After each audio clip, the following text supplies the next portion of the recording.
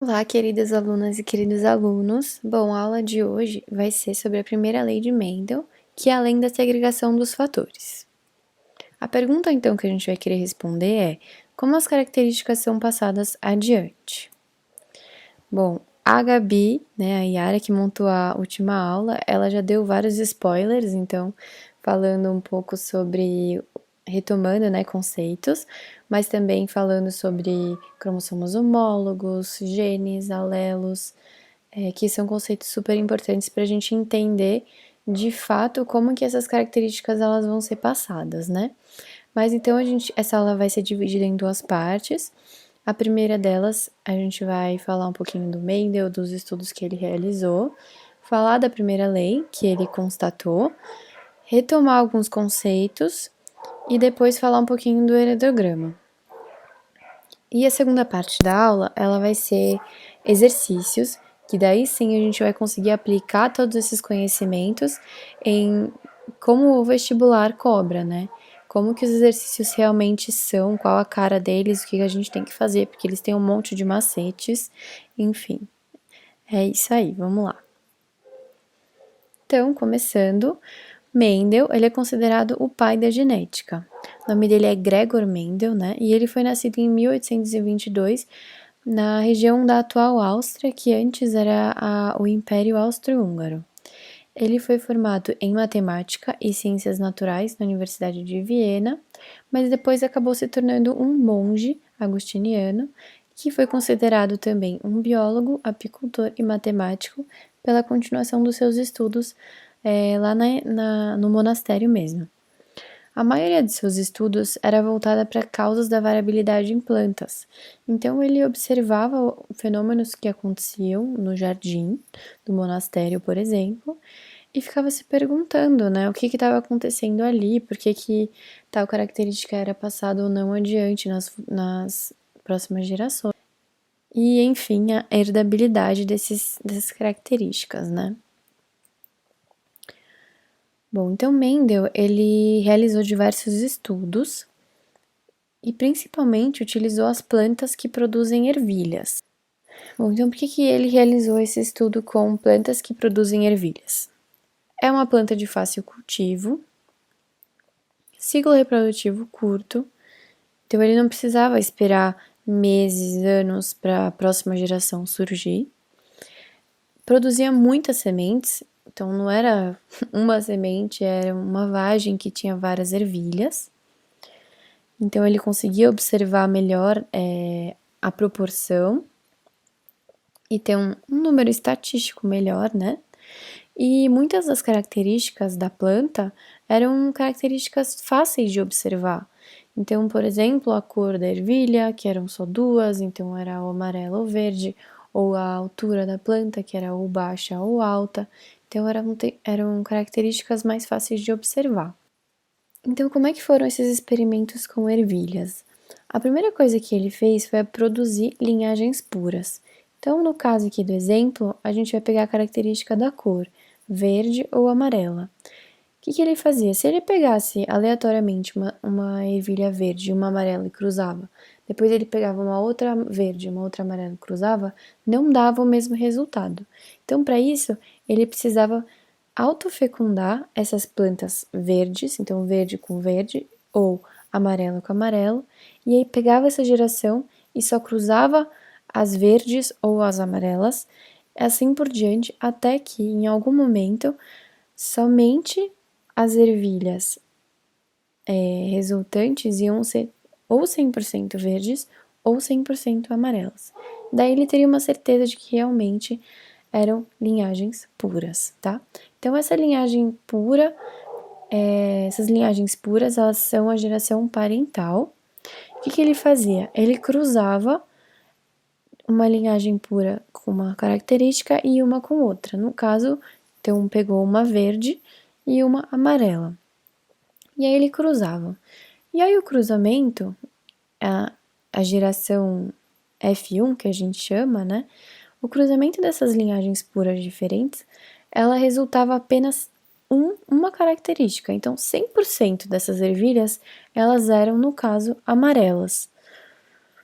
E aí ele fazia o quê? Pegava essa geração F1, que no caso é a amarela, e fazia um cruzamento com ela mesma, né? Com a mesma planta. E aí ele tinha a geração F2. E aí sempre era uma proporção meio esquisita, né? De 3 amarelas para uma verde. Ele fez isso com várias características, então com a textura da semente, com a cor que a gente acabou de ver, a cor do tegumento, a forma das vagens, cores das vagens, posição das flores, altura das plantas.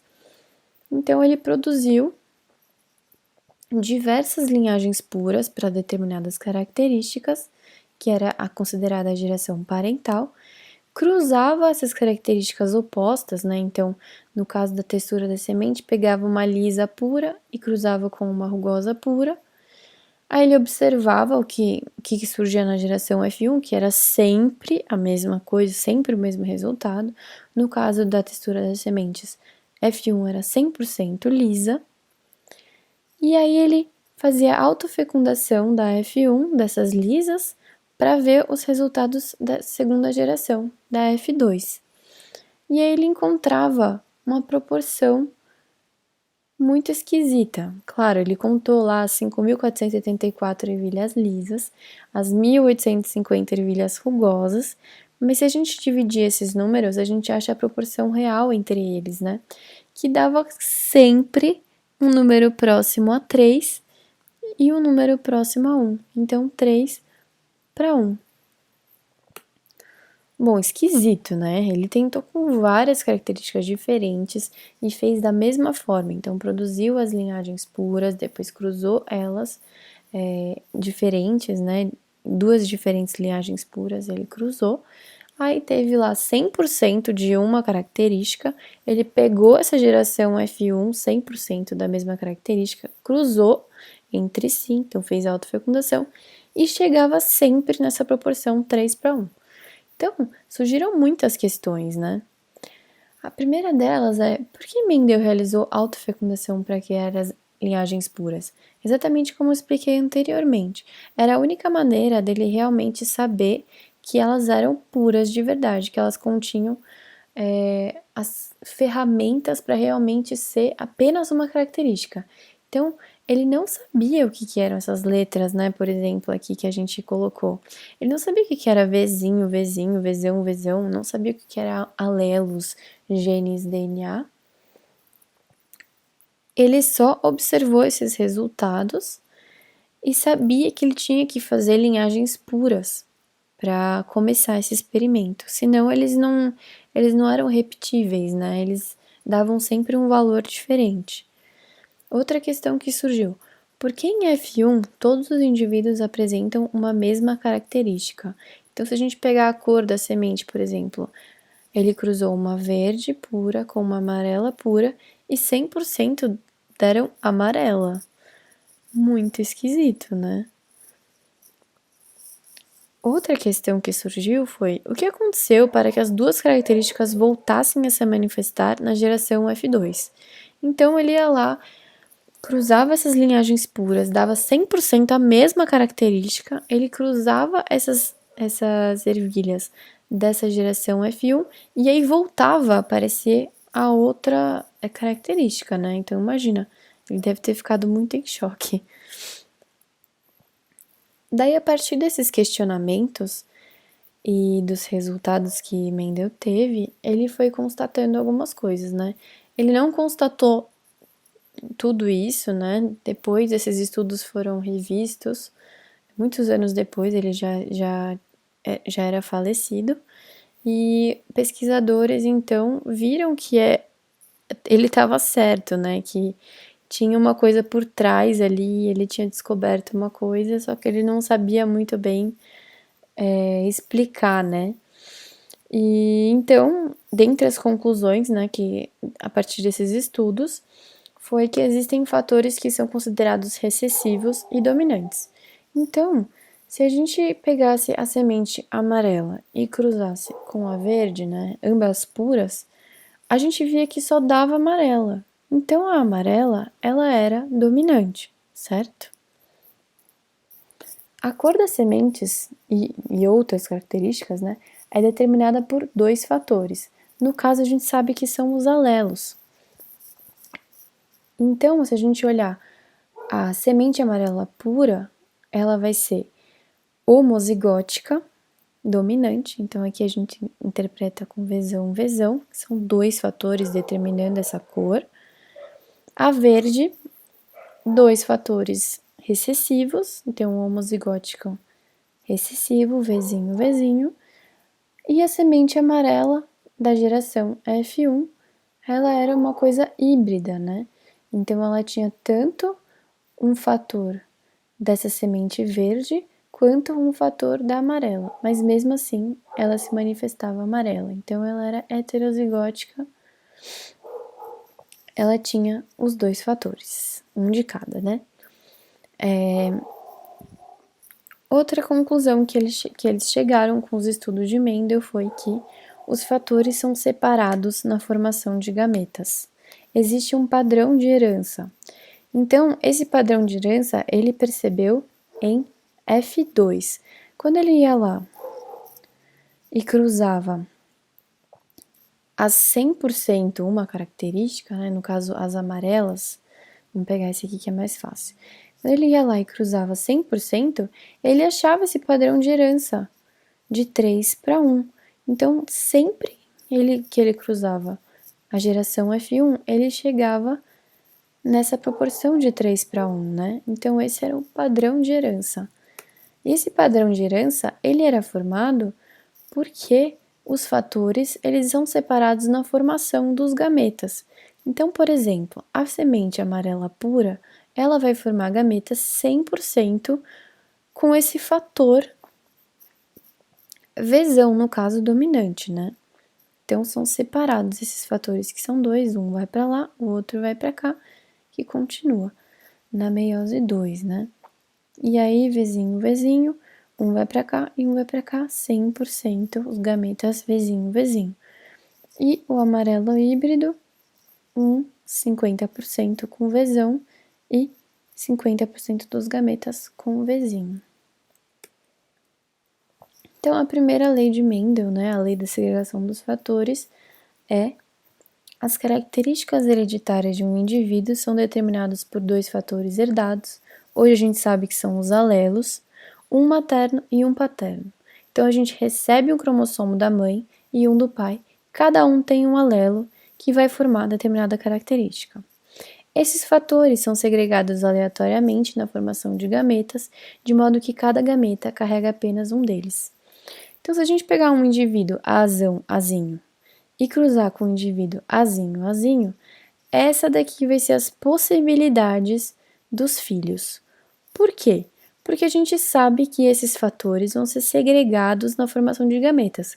Quando a célula desse indivíduo for formar os gametas dele, a gente sabe que 50% vai carregar esse alelo azão e 50% vai carregar esse alelo azinho. E a gente sabe que os gametas desse indivíduo azinho, homozigótico recessivo, vai ser 100% carregada com um azinho. Então, a gente tem aqui as possibilidades desses filhos, né? A proporção aqui. Então, de uma maneira um pouco mais clara e mais geral, né? A gente vai retomar a meiose com a primeira lei de Mendel para tudo se encaixar melhor. Então, eu tenho uma célula com meus cromossomos homólogos aqui, eles estão de cor diferente justamente para representar que um veio do meu pai e um veio da minha mãe. Aqui poderia ser azão, azão ou azinho, azinho, tá? Então, eles estão falando da mesma característica, do mesmo alelo, mas eles representaram por duas letras por serem diferentes. Então, é um Lzão e um Rzão. O que vai acontecer com as minhas células, com os meus, na formação dos meus gametas? Primeiro, vai acontecer a duplicação desses cromossomos, né? Então, vão ser formadas as cromátides irmãs, duas com Lzão, duas com Rzão. No final da primeira meiose, vai ocorrer a separação dos homólogos, então, os que contêm as cromátides de L vão ficar para um lado, né? E os que têm as cromátides irmãs de R vão ficar para outros. E no fim, eu vou ter 50% dos meus gametas com o L e 50% dos meus gametas com o R. E aí vai da combinação do meu parceiro, que vai ter outra combinação, e aí sim a gente vai poder definir a característica desse novo sujeito. Então, um resumo só, um pouco mais claro, que eu acho que foi muita informação. A gente tem a semente lisa pura e a semente rugosa pura, então a gente tá falando da textura da semente, tá? Então, se a gente cruzar essas duas, 100% vai dar lisa, então a gente sabe que a lisa é Rzão, Rzão, e a rugosa é Rzinho, Rzinho, e que essa semente de F1, ela é heterozigota, né? Tem um Rzão da mãe aqui, lisa, e o Rzinho do pai ervilha aqui, rugoso. E quando a gente faz o cruzamento da geração F1, a gente separando esses gametas, consegue ver que 50% vai ter o Rzão, como está descrito aqui, e 50% o Rzinho. E aqui, assim por diante, né? Porque a gente está tendo dois sujeitos iguais a esse cruzando. E a gente consegue ver aqui as possibilidades. Esse aqui é o nosso quadro de Punnett, famoso, a gente vai usar muito nos exercícios. Então, a partir dos gametas, né, a gente consegue ver que vão ter indivíduos que vai passar o Rzão masculino, que vai juntar com o feminino, então vai ter um cara que vai ser Rzão, Rzão, vai ter um cara que vai ser Rzão, Rzinho, vai ter um outro cara que vai ser Rzão, Rzinho, e um cara Rzinho, Rzinho. E aí tá aqui aquela proporção, aquele padrão de herança 3:1. Relembrando agora um pouco desses conceitos que vão aparecer muito nos exercícios, né? O que é o genótipo? Qual a diferença entre genótipo e fenótipo? O próprio nome já dá uma dica, né? Genetipo. Então, são aquelas letrinhas, que era o que Mendel não sabia. É a constituição genética de um organismo, que a gente vai representar pelas letras ou maiúsculas ou minúsculas, ou as duas, né? Dependendo se é homozigótica ou heterozigótica. O fenótipo, ele vai ser a manifestação do genótipo. Então, no caso das ervilhas, da cor, por exemplo, a gente sabe que as ervilhas verdes, ela é o fenótipo que manifesta o genótipo Vzinho, Vzinho.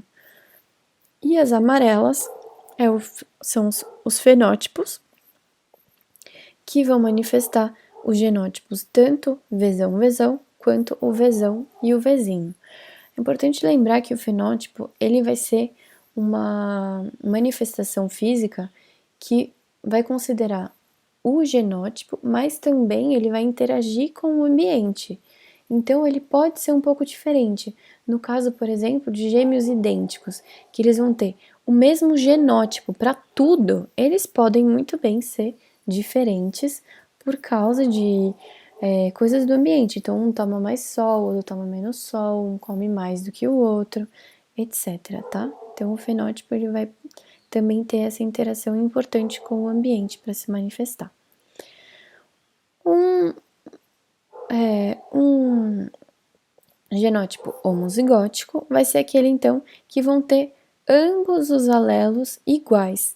Pode ser dominante, como Vzão, Vzão, ou recessivo, Vzinho, Vzinho, tá? Então, vai ser homo igual, alelos iguais. Heterozigótico, ou heterozigoto, vai ser aquele sujeito que tem genes alelos diferentes para determinada característica. Então, vai ser aquele cara que vai ter um Vzão e um Vzinho, hétero diferente. E um outro conceito que vocês vão ver muito, não um nome, né? Mas vocês vão ver essa árvore genealógica esquisita, esse heredograma, que vai contar uma história familiar dos cruzamentos e das características de acordo com as gerações. Então, vamos fazer aqui uma dinâmica, né? O que esses símbolos eles significam? Justamente esse aqui é o nosso heredograma. A gente vê que tudo começa aqui com 2 indivíduos, então cada símbolo vai ser um indivíduo. E a gente vê que um indivíduo é diferente do outro, né? Então um é preto, outro é branco. A gente vê que o resultado desse cruzamento vão ser filhos, que também podem cruzarem com outros indivíduos, né? E formar mais filhos e assim por diante. Então a gente consegue ver nesse caso aqui, ó, 4 gerações, tá bom? E as características que vão sendo passadas. Então, tem algumas pessoas aqui que são pretas, tem característica, né? Alguma característica, né? Que a branca não vai ter. E a gente também percebe que tem uma diferença entre o quadrado e a bolinha. Que normalmente o círculo ele diz respeito à mulher e o quadrado diz respeito ao homem. Não tem somente esses símbolos, tem outros símbolos, como aparece o número dos filhos, se é homozigótico, né? E acasalamento, né? O casamento consanguíneo. Então, quando tem essas duas barrinhas, ou seja, é um casamento entre parentes da mesma família, isso vai aparecer bastante em exercícios com doenças, porque são muito relacionado com casamento consanguíneo. Gêmeos monozigóticos e dizigóticos, mas que também eu nunca vi em exercício, mas fiquem atentos, tá bom? Então, essa segunda parte da aula agora vai ser para resolver exercícios, porque é justamente como que vai aparecer esse conteúdo nos vestibulares, né? Acaba sendo uma coisa muito teórica até agora, mas a gente vai ver que tem muitos macetes, diferentes tipos de exercício para resolver, que vai exigir bastante lógica e atenção e organização para serem resolvidos, tá bom? Uma última coisa antes de começar os exercícios é uma regra muito importante que vocês precisam decorar para fazer esses exercícios, infelizmente, tá bom? Que vai aparecer em diversos tipos de exercício de genética. Por quê? Se o exercício não te passar direito quem que é o que nesse heredograma, quem que é o afetado, azão, azinho, você não conseguir determinar pelo enunciado, você tem que saber isso olhando o heredograma. Como? A regra é a seguinte: pais iguais, filho diferente, o filho é recessivo. O que é isso, né, Jo? Vocês precisam identificar, então, esse pais iguais, filho diferente. Aqui nesse exemplo 1, a gente vê pais iguais, né? O fenótipo deles é igual, eles são brancos, né? Não afetados, no caso. E esse filho aqui é o filho diferente, é afetado. Pode ter filhos iguais, mas o que a gente precisa focar é pais iguais, filho diferente. Esse filho, então, ele é recessivo. Então, aqui você já descobre que o afetado é azinho, azinho. E a partir disso, você consegue resolver aí o heredograma de acordo com o que é possível, né? Nesse exemplo aqui, pais iguais. Cadê? Pais iguais não, não, aqui também não. Pais iguais, filho diferente, o filho é recessivo. Então, nesse caso, o afetado não é recessivo, o normal vai ser recessivo, tá? Vai ser uma característica aí que o normal é recessivo e essa característica é dominante, tá? Então, esse cara aqui vai ser recessivo. E nesse exemplo aqui, pais iguais, esses pais são pretos, e os filhos aqui são os brancos, que são os diferentes. Os brancos, então, que vão ser os recessivos, tá bom? Fiquem atentos nos exercícios que isso vai aparecer bastante.